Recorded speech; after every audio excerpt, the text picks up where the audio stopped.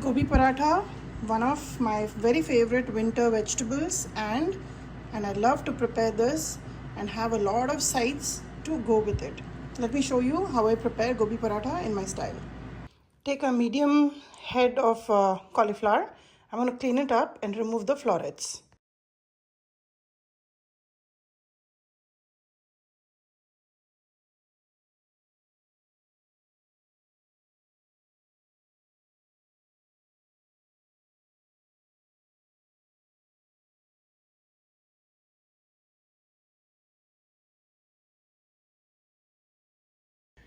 The most difficult part of the stuffing is done now.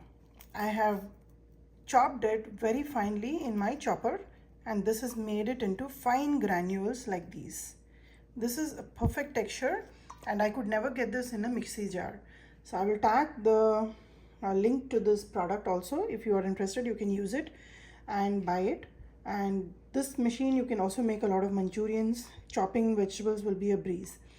So to this cauliflower, I'm going to add some salt. Here, I'm going to add about 2 teaspoons of salt. This is primarily to draw all the water out of the cauliflower. Mix it and set it aside for about 10 to 15 minutes. In the meanwhile, I'm going to make the dough for the paratha. Paratha dough is always made a little soft so that it's pliable and easy to spread and make a nice big paratha. So mix it like this and leave it aside for 15 minutes. Just even it out. There you go. I've taken about 3 cups of atta. This is whole wheat flour. To this, I'm adding a little bit of coriander leaves, about a teaspoon of ajwain, which is carom seeds, and I'm going to crush it between my palms and add it here. The cauliflower has been soaking in salt for about 30 minutes now, and here I have a nut bag. I'm going to put all the cauliflower in it and just squeeze out any extra water from it.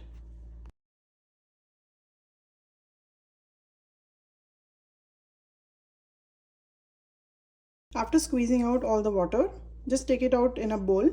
Add green chilies, ginger and coriander to the cauliflower. The cauliflower is dry enough but not there yet.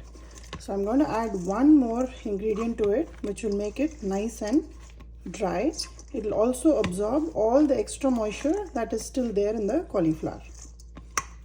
Here is some save. I'm just using some nylon save.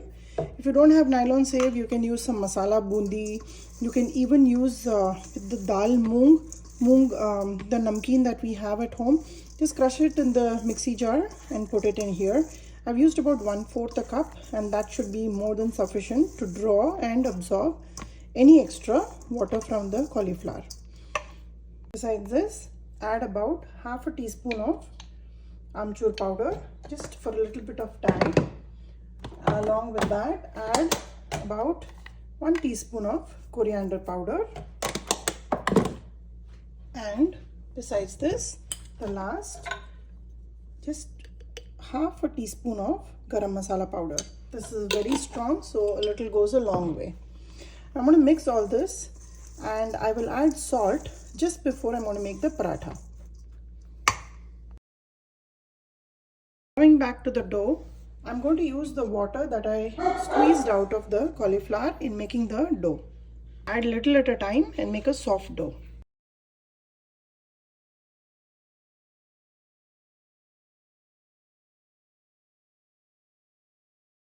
Made it into a soft dough, which is why I didn't add any water, because I was going to use the water from the cauliflower, which would have enough for this dough. Now let it rest for about 10 to 15 minutes. That I'm ready to prepare the paratha.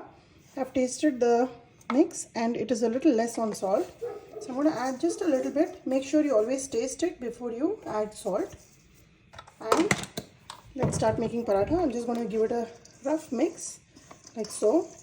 It's very nice, very light and powdery. So it's very important that you remove most of the liquid by squeezing it out. You don't have to waste it. Always use it in making the dough ball. So here you go. Let's start making paratha. Take a dough ball, dust it in the dry flour and roll out a small disc. And once you have a small disc, just take it in your hand and add a little bit of stuffing.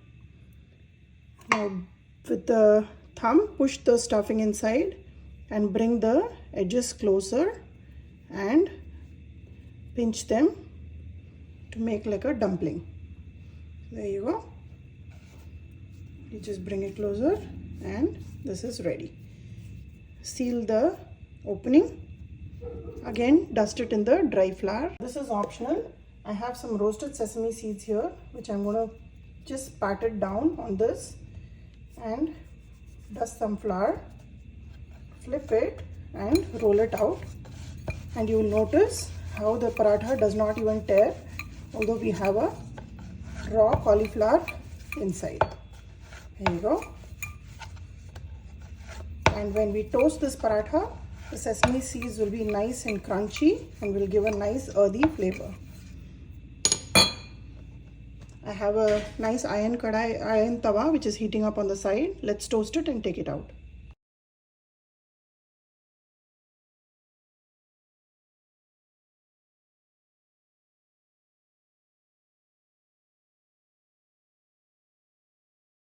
Make sure to toast the gobi paratha on a medium flame. Don't keep it on a very high flame because we are still trying to cook the cauliflower inside. And you can see how nicely it's puffing up because it never tore anywhere. It's filled with stuffing. I've really not been skimpy in stuffing. And you can see the nice coriander leaves on the stuffing as well as on the dough. This is a very sumptuous meal, very heavy in fact. 2 parathas with a side of yogurt and some chutney is totally amazing. I'm going to make one more.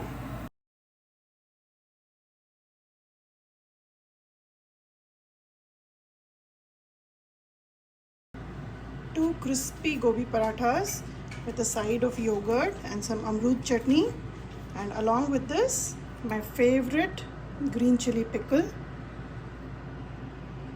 and a small dollop of butter melting over these hot parathas. Enjoy this recipe, give it a try, like and subscribe my channel and let me know how this turned out for you.